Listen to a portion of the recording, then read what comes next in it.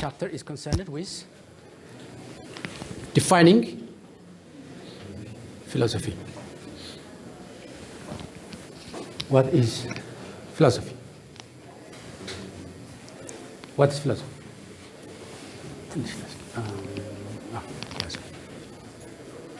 How do you define the word philosophy? It's a buzzword, right? We use in our everyday conversation or language or etc.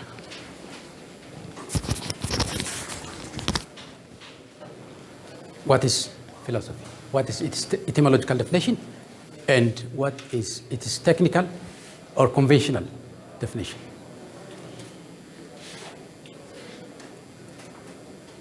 Yes, active participation counts most.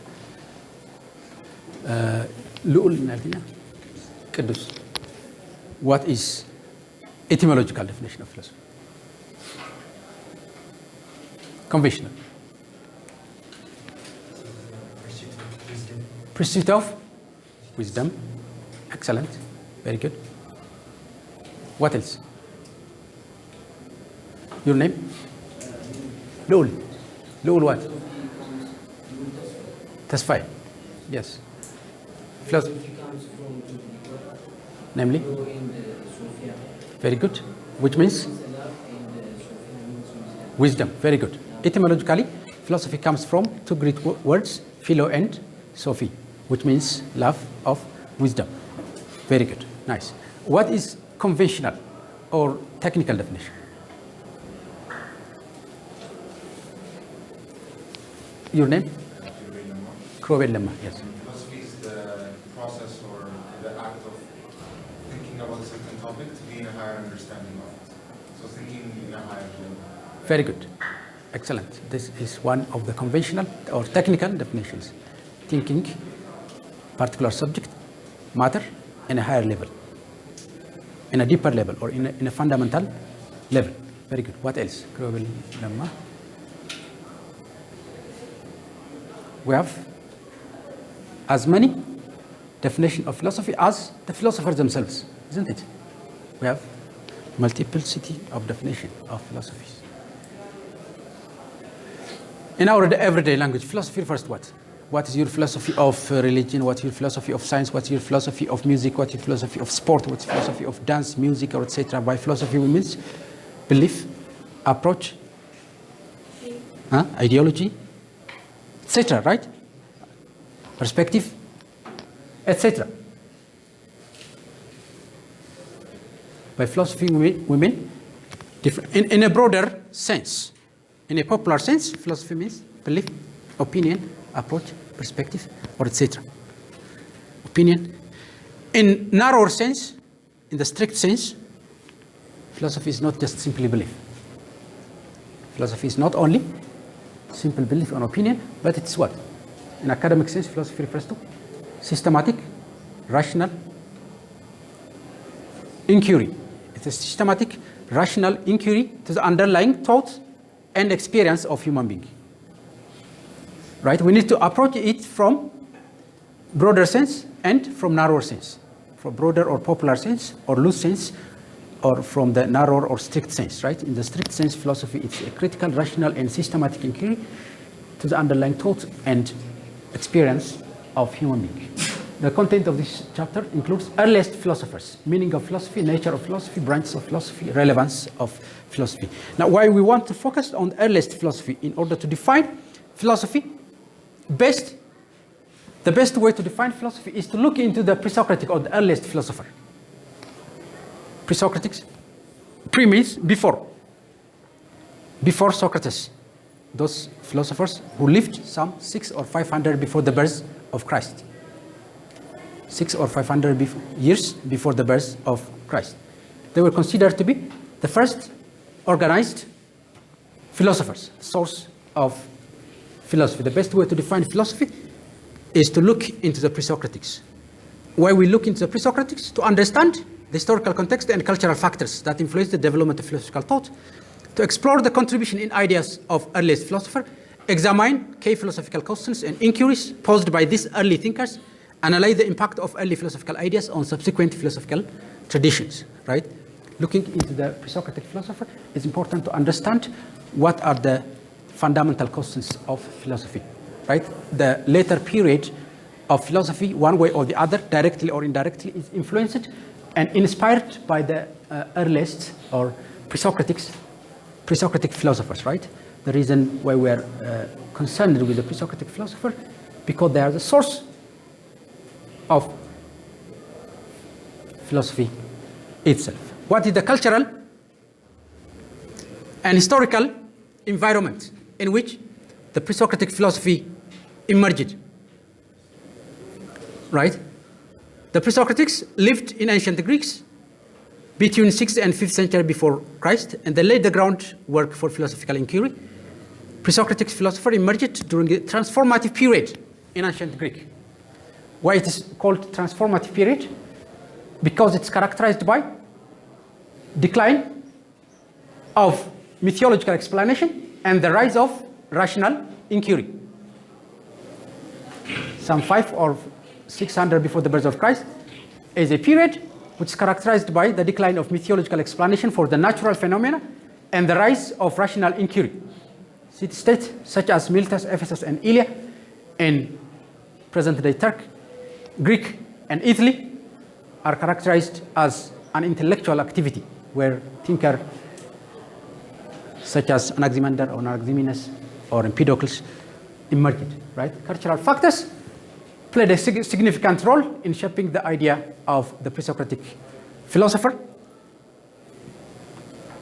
One of the cultural factors that influenced the philosophical ideals of the pre-Socratic philosopher is the Greeks used to give more emphasis and more value to rational and systematic observation of the natural phenomena.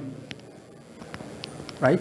They give more value to mathematics, they give more value to natural science and astronomy, which provided them with the tools to explore the fundamental principles. That's the first cultural factors that influenced the emergence of the pre-Socratics.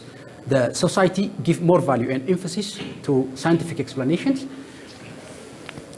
Furthermore, the pre-Socratics were influenced by prevailing religious and philosophical traditions. Not only the society, but the religion itself inspired their philosophical thoughts. The Greek society used to believe in the god of Aphrodite, Apollo, and Zeus.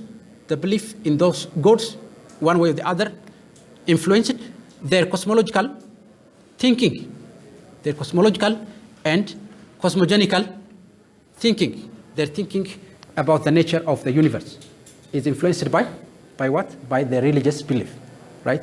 Another cultural factor. The philosophical idea of the pre-Socratic were also influenced by the concept of logos. The Greek society believed in what? Logos. What's logos? Logos means study, but more principally, logos means principle. Logos means principle, underlying fundamental law that underlies everything else, right? They believe in the concept of logos, right? The belief in logos inspired the pre-Socratic philosophers, right? So these are the three cultural factors that influence the development of pre-Socratic thought. Who were the pre-Socratic philosophers? There are 15 in numbers, 15 in number, who paved the way for philosophical development in later periods. We can classify them in 7 schools of thought for the sake of understanding. The first school of thought, Milesian school of thought, includes Thales, Anaximander, and Anaximenes. Miletus, Ephesus, Ilia, Samos, etc. These are the place of the origin of their birth. Right? Thales, Anaximander, and Anaximenes classified under the first school of thought, Milesian school. Heraclitean school include Heraclitus, specifically Eleatic school include Parmenides, Zeno, Melissus, and Xenophanes. Prolapse school, Empedocles, Anaxagoras. Atomist school, Leucippus, Democritus. Pythagorean school, Pythagoras. Sophist school, Protagoras, and Gorgias. Now, the first question that you need to ask yourself is, what is the common feature they share in common? What is the common characteristic feature of the Milesian school?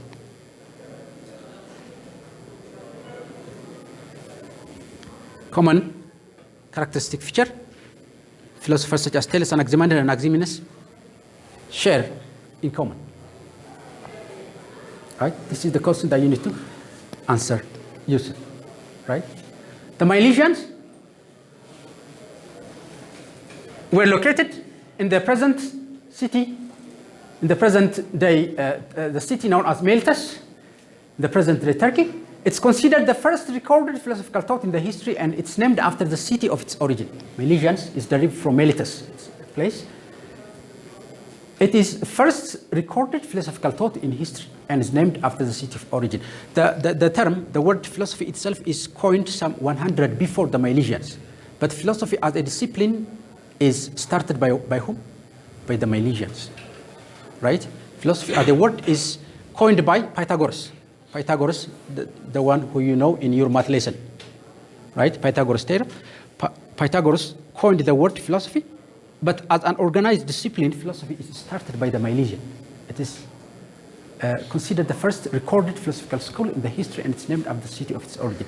Common feature of the Milesian, naturalistic explanation. The Milesian believed in naturalistic explanation. The philosopher of the Milesian school sought to provide naturalistic explanation for the phenomena in the world rather than transcendental or mythological explanations. Unlike their predecessors, they believed in naturalistic, observable, experimentable explanation for the natural phenomena. Monism, the Milesian believed that there is single underlying fundamental substance that's responsible for the creation and destruction of everything else. Monism means there is a single fundamental substance or element that constitutes the base of all things in the world. They call it the arche. Anaximander maintains that it's aperon, Thales maintains that it's air, Anaximenes maintains that it is air, and Anaximander maintains that it's aperon, right? So there is fundamental substance that underlying everything else. So the central question that you used to ask is, what is the arche? A-R-C-H-E. Arche. The arche, the source of everything. What is the source of everything? What is the reality? Kind of metaphysical question, epistemological as well. So monism is the central feature of the Milesian school of thought. They believed in the existence of single fundamental element which is responsible for the creation and destruction of everything else. They believed in rational inquiry, rationalistic explanation in rational inquiry. As related, the Milesian philosopher emphasized on the importance of reason in understanding the world, provide logical and coherent explanation for the natural phenomena, even though their explanation is somehow unsophisticated, lame, or very easy in the face of modern science and technology, but they try to give rational explanation for the natural phenomena rather than mythological or religious explanation. Materialism, the Milesian focused on material explanation for the nature of reality. They believed in the fundamental substance is identified as the basis of the universe. Material, reality is material in its essence. Later, philosophers believed that reality is somehow spiritual or transcendental or metaphysical, but Milesian believed that reality must be material in its essence. Natural law, the Milesian believed in the existence of natural law. They governed the behavior and transformation of the fundamental substance. One of the characteristic features of the Milesian philosopher is their influence on later philosophies, philosophical development. One way or the other, they influenced the development of philosophy, more specifically the emphasis on rational and naturalistic explanation of the world is one of their contribution. Now let's look at them specifically. Thales. What is the fundamental substance for Thales? Milesian believed in single substance that's responsible for the creation and destruction of everything else. What's the fundamental substance? According to Thales, the fundamental substance is water. Why do you think he maintained that water is fundamental substance? What argument he come up with to justify that water must be the ultimate reality from which everything is created and to which everything is destructed? Why do you think? What's your name? Kirobel. Kirobel what? Letta. Yes, Kirobel Letta. Why do you think Thales maintains that water is the ultimate reality? Because water is important for existence and sustenance of every living things. Abundance. Water exists everywhere. Abundance of water. What else? Water has got transformative power. Water has got transformative power. It can transform itself to different states, solid state, liquid state, gas state, or state. It can transform itself into different states. What else? Abundance of power. Water can come out of the ground, it comes down from the sky, or etc. Right? So Thales maintains that water must be the ultimate reality.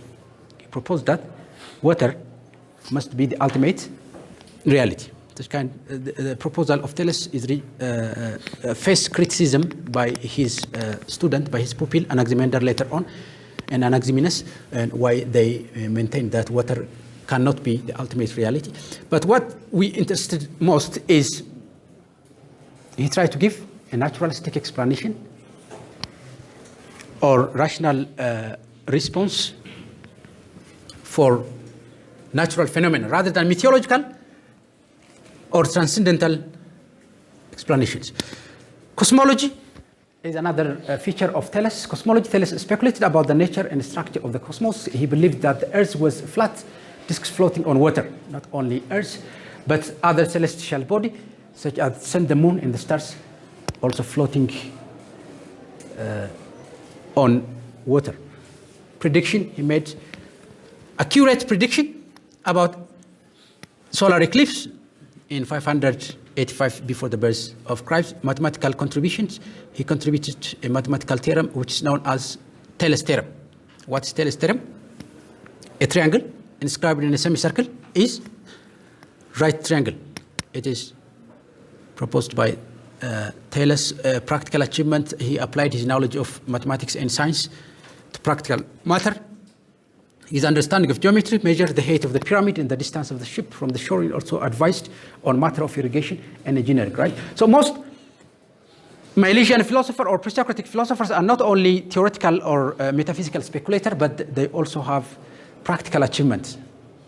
They were used, they were served as political advisors and scientists as well, right?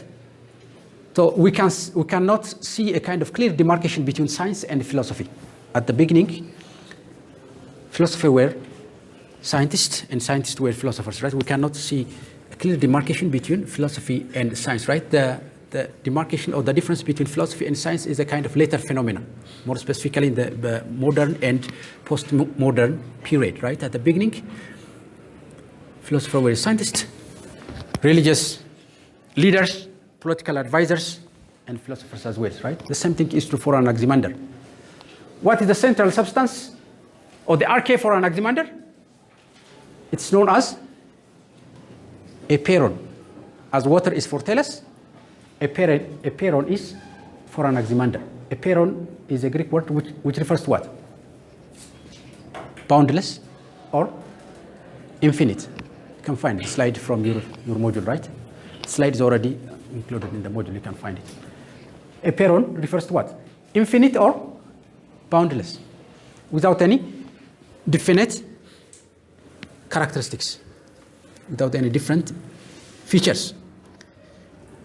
Any material things emerged out of the boundless or the infinite, and they are distracted to what? To the boundless or the infinite.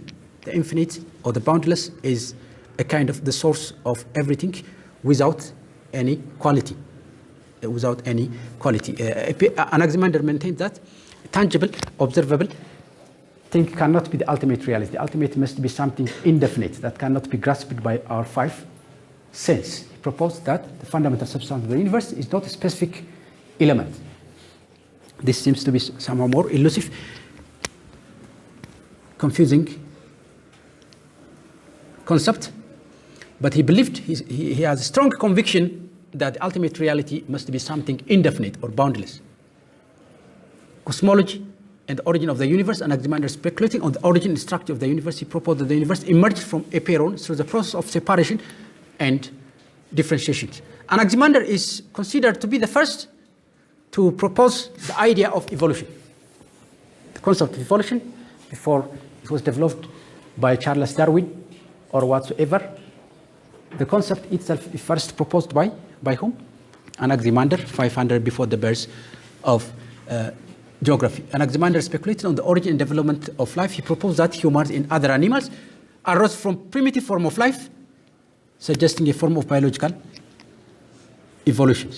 He contributed in the area of geography and cartography as well. The first map of the world is first credited to Anaximander, and he has some elements in ethics and metaphysics as well. Anaximenes seems to be a return to Thales. Anaximenes maintains that Anaximander's concept of apeiron is very elusive, very difficult to understand, so the ultimate reality must be something tangible or concrete, and he came up with the concept of air. And his argument is very much similar to Thales, but somehow more scientific and more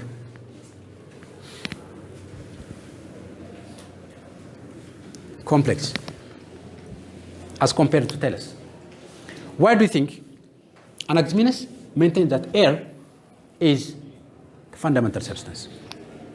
The argument is very much similar, but slightly different to Thales.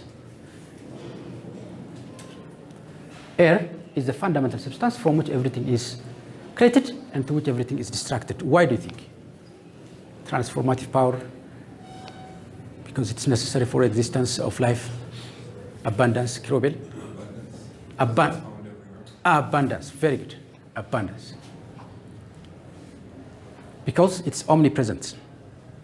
It exists everywhere, even in a place where water does not exist. Abundance and permeability. Permeability. What's permeability? Permeable means? Masrag. Yes, permeability. Permeability. As compared to water, air is more permeable. It can exist everywhere as compared to water. Abundant, and it has transformative power, just like water. So air must be the ultimate reality. It's a kind of rational and logical explanation for the natural phenomena. It's not mythological. It's not transcendental or spiritual or irrational or illogical explanation, but they try to give a rational explanation of the world. Cosmology and natural phenomena. Anaximander developed cosmological model based on the property of air. He suggests that Earth was a flat disk similar to Thales in an Anaximander view, and celestial bodies were fiery wheels of air. Everything is floated on air. For Thales, everything is floated on water. For Anaximander, everything is floated on air. Unlike Thales, Anaximenes gave more scientific explanation. He introduced the concept of condensation and rarefaction. He believed that through the process of condensation and rarefaction, everything can be generated from air. Transformation of air into different substance. Right? He gives more scientific explanations, right? Explanation of Thales seems to be based on common sense, not based on science, but the explanation of Anaximenes seems to be based on scientific explanations. He seems to give more practical and scientific explanation why he maintained that air is the ultimate reality, right? He introduced the concept of condensation and rarefaction, motion and change. He believed that air is in a constant state of motion. Change in motion is much more further developed by Heraclitus. We'll come to that point later on after a while.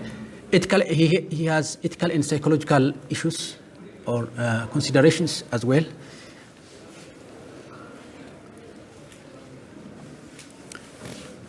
Right? So the first systematic organized philosophy started by three Milesian philosophers, namely what? Anaximander, Anaximenes, and Thales. The second school of thought is Heraclitean school of thought. which is influenced by the philosopher Heraclitus. So the first question that you need to address yourself is, what is common feature? Heraclitus, have you ever heard by this word? Heraclitus. Anyone with exposure to literature? Heraclitus is known by his doctrine of what? His aphorism is everything is changing. Reality itself is changing. Reality is not something constant, but it's always flexing, changing. Heraclitus is known by his doctrine of flex. In Heraclitean, we're living in Heraclitean world, means in an ever-changing, evolving world. Heraclitus school is also known as School of Heraclitus, referred to the follower and proponent of philosophy of Heraclitus. Heraclitus, who lived during the 6th and 5th century BC. Everything flows and emphasize the idea of perpetual change as the fundamental nature of reality. Heraclitus is known by his doctrine that you cannot step into the same river twice. You cannot step into the same river twice. What does that mean? This assertion is not about river. You cannot step into the same river twice means everything is changing. Yes, everything is changing. The river that you encountered a moment ago may not be the same river when you came back to that particular same river. Everything is changing, right? It's a kind of metaphorical representation of the nature of reality. Flux and change. Heraclitus emphasized the idea that the universe is in constant state of change, not only reality, but knowledge itself is changing. They believe that change is not only characteristic of physical world, but also extended to human existence, society, and knowledge. What is the primordial stuff, or the arche, for Heraclitus? As water for Thales, air for Anaximenes, for Heraclitus it is fire. It's not, Heraclitus didn't explicitly address that fire is the primordial stuff, but he implicitly indirectly believed in that fire is symbolic representation of the arche, right? The arche, or the fundamental reality. Why? Because fire seems to be constant, but it's undergoing destruction in it. Fire can transform itself into different states.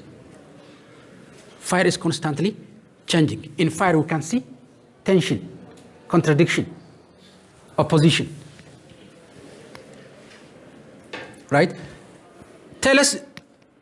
Heraclitus didn't explicitly assert that fire is the ultimate reality, but he implicitly admits that fire is the arche.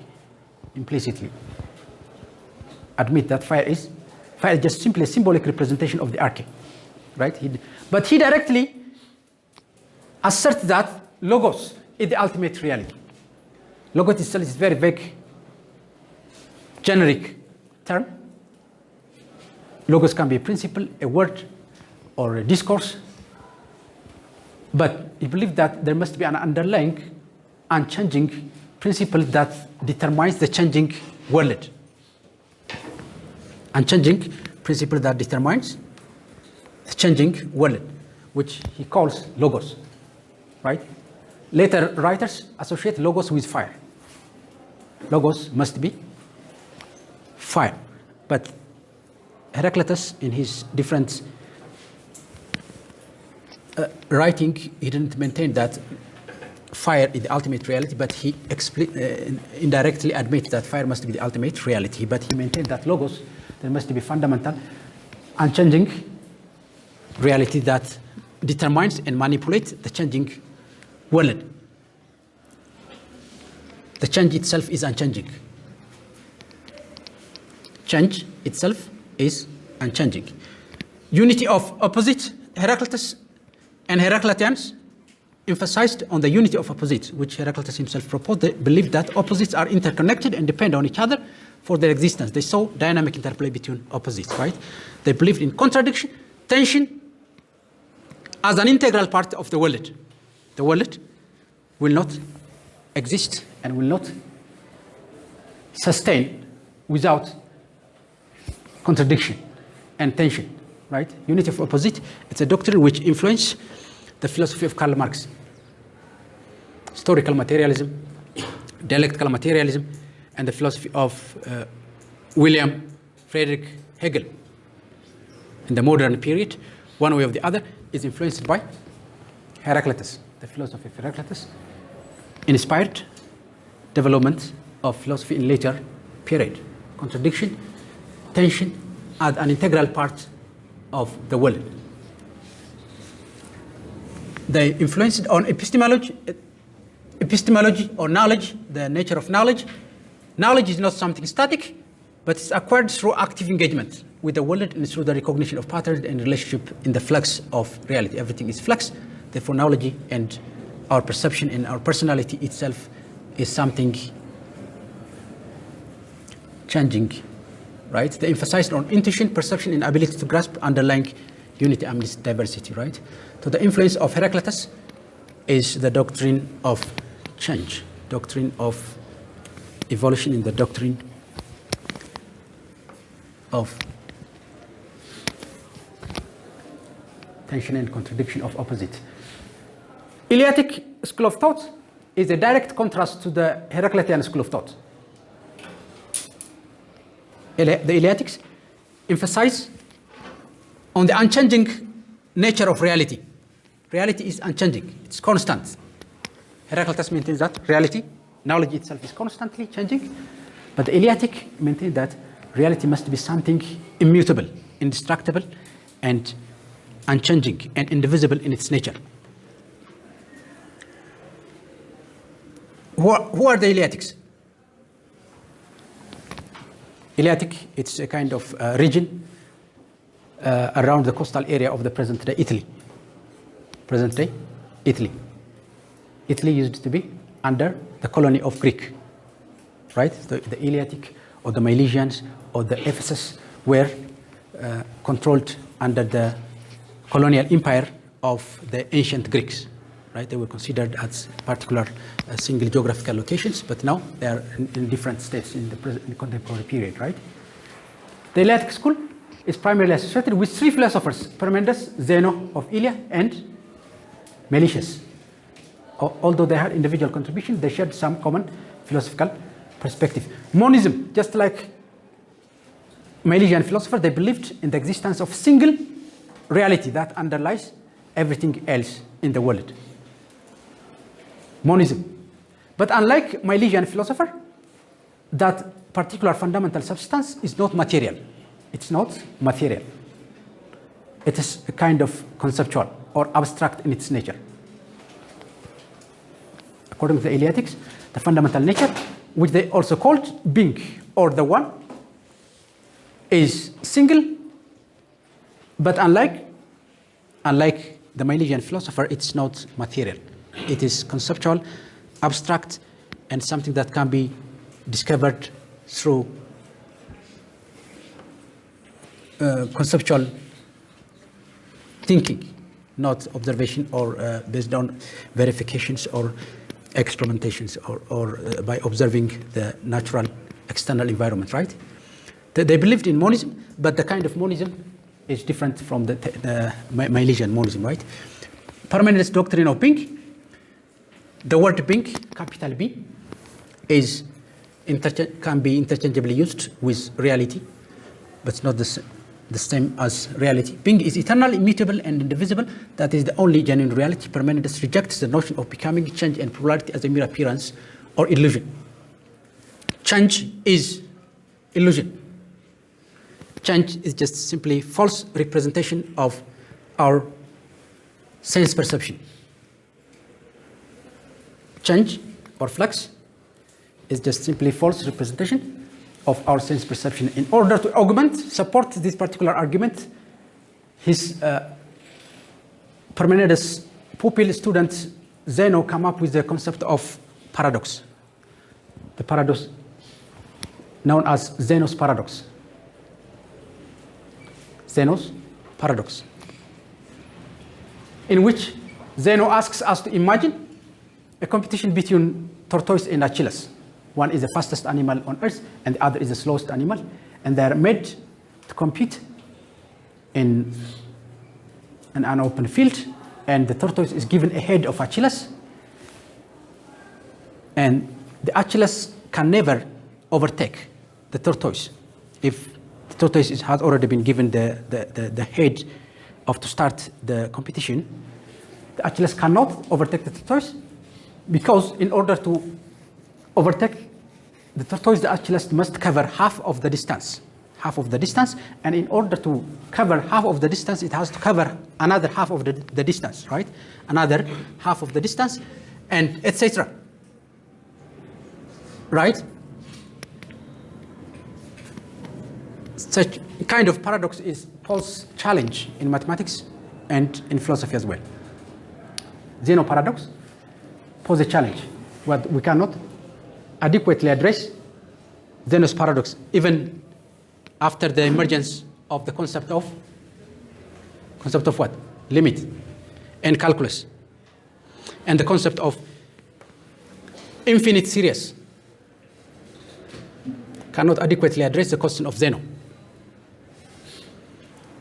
Therefore, change is mere illusion or false representation of our sensory perception. Zeno introduced the concept of paradox in order to augment or supplement Parmenides' idea of immutable or indivisible being. The same thing is true for Melissus. Come up with the concept of an infinite being. Being is infinite, indefinite. Therefore, motion or change is false representation of our sensory perceptions, right? So the influence of the Eleatic school of thought is their emphasis on logical reasoning and the use of argumentation, and more specifically, the development of a branch of philosophy known as ontology. Ontology is a contribution of the Eleatic school of thought. What's ontology? It's a branch of philosophy that deals about the nature of reality. It's a branch of metaphysics. Ontology is concerned with abstraction of the nature of reality. Milesian's reality can be studied by looking into the natural phenomena. The Eleatic maintained that we cannot study the reality by looking into the natural phenomena. We need to employ our rational faculty, only our reason, our argumentative ability to study or to discover the nature of reality, right? So the concept they come up with the concept of ontology is the contribution of Eleatic school of thought. Pluralist school of thought, as the name suggests, they maintain that the fundamental reality is plural in its nature. It's not singular, but it must be multiplicity of things.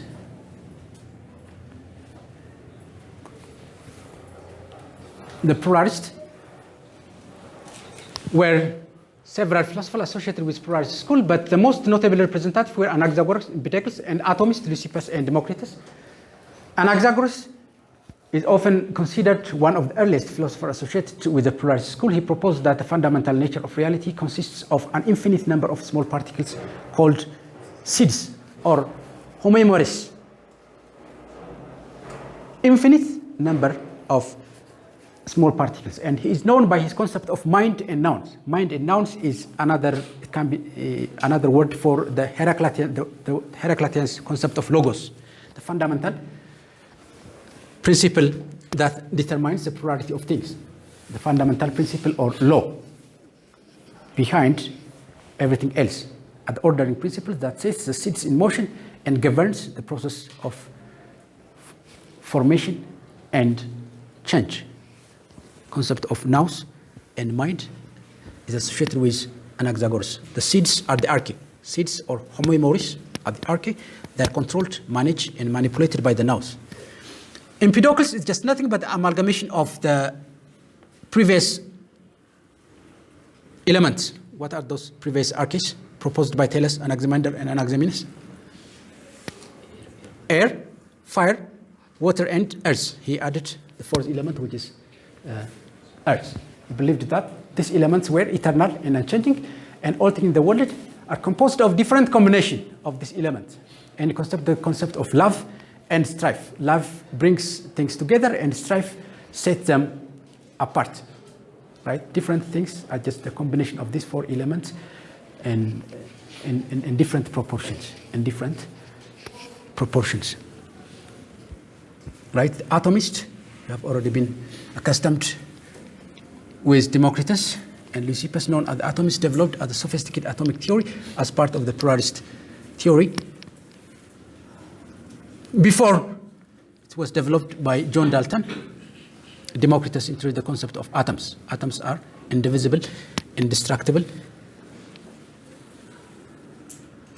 fundamental constituents of reality. The atomists include Leucippus and Democritus. Pythagoras, you have already been familiar with Pythagoras. What is the ultimate reality for Pythagoras? As Thales is for water is for Thales, blank is for Pythagoras.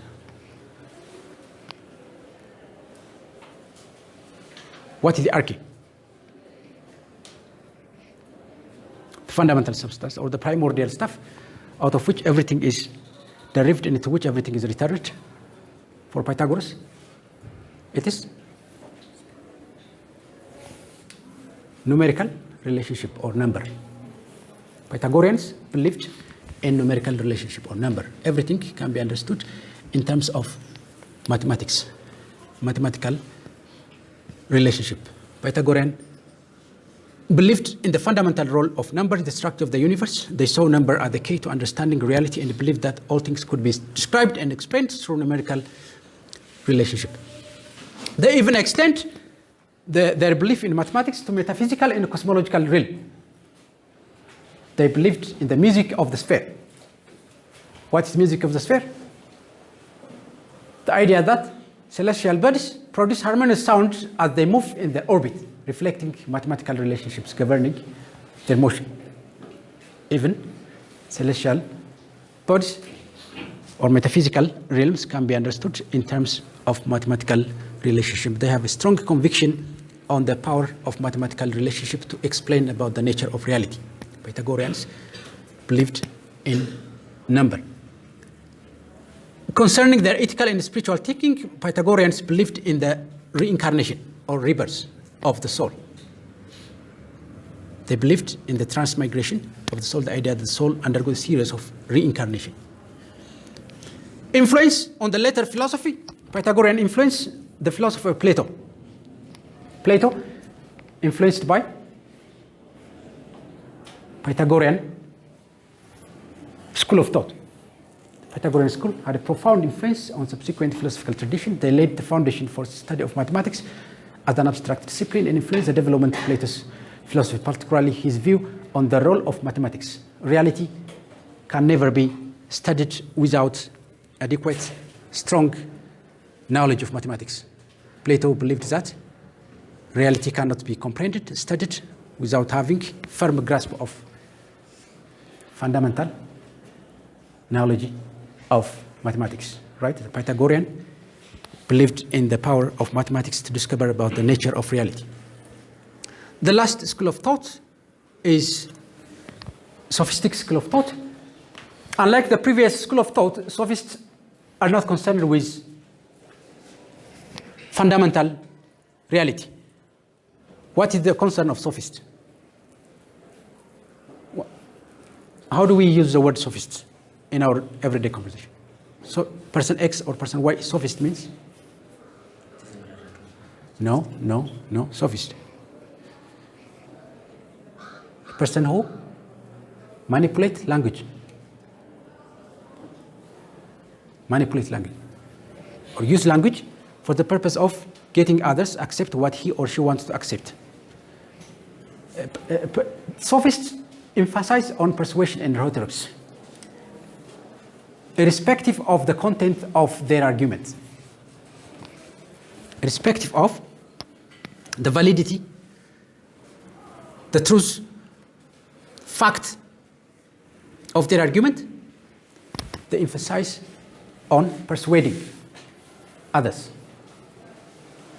Persuasion or rhetorics. Sophists were not concerned with asking the question of what is the ultimate reality of the world, but they were concerned with the skills that are important to be successful in public and political life. Sophists includes two philosophers, namely Protagoras and Gorgias. Don't confuse Protagoras with Pythagoras, right? Students tend to confuse Protagoras with Pythagoras. Pythagoras is another school of thought. Protagoras is a sophist, right? They're concerned with persuasion and rhetorics. Relativism and skepticism as an organized doctrine is associated with the sophists. Sophists question the existence of absolute truth. Truth is defined by an individual perspective and knowledge, perception. They argue that truth is related to individual or societies and that there is no universal or objective standard. Relative stance leads to skepticism about the possibility of discovering ultimate truth and the contribution to a more critical questioning approach to knowledge. Protagoras and humanism. Protagoras is known by his famous aphorism, man is the measure of all things. Protagoras is known by his famous saying, man is the measure of all things. What does that mean? This is one of the central tenets of relativism or subjectivism. Man is the measure of all things. What does that mean? When he asserts that man is the measure of all things. And a reflection. What is your name? Lelisa.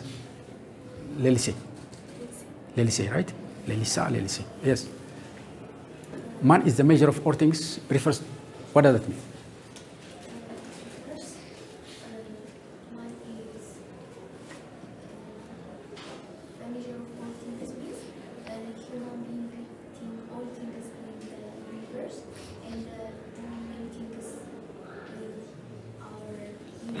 Very good. Yes. What else? Man is the measure of all things. Means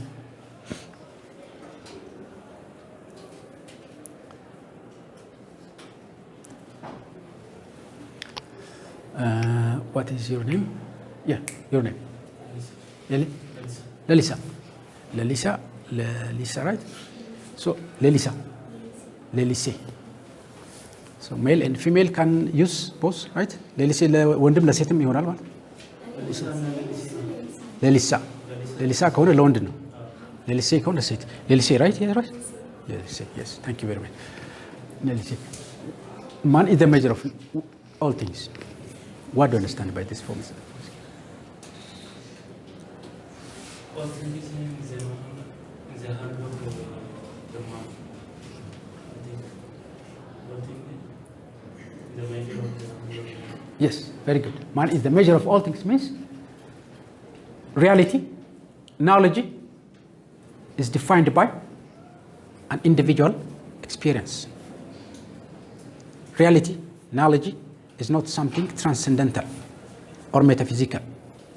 It's not something imposed from supernatural world. It's not something comes out of our independent of our experience or our social relation, but something that can be defined and constructed by an individual perception. Man is the measure of all things means truths are shaped by human perspective. Individuals have the power to interpret and give meaning to their experience. Right? The first subjectivist, relativist perspective to the nature of reality is by sophists, by Protagoras. Man is the measure of all things, right? They emphasized on rhetorics and persuasion rather than question of what is the arche. Criticism. They first Criticism from later philosophers, more specifically from Aristotle and Plato, were believed to be objectivist in their approach to the nature of reality. The sophist movement faced criticism for other philosophers, notably for their intellectual dishonesty. Sophists give emphasis for persuasion, irrespective of the content, validity, and fact of the argument, right? Notably, they manipulate their language. The negative reputation associated with the sophists perpetuated by this criticism influences the way they are portrayed in later stages.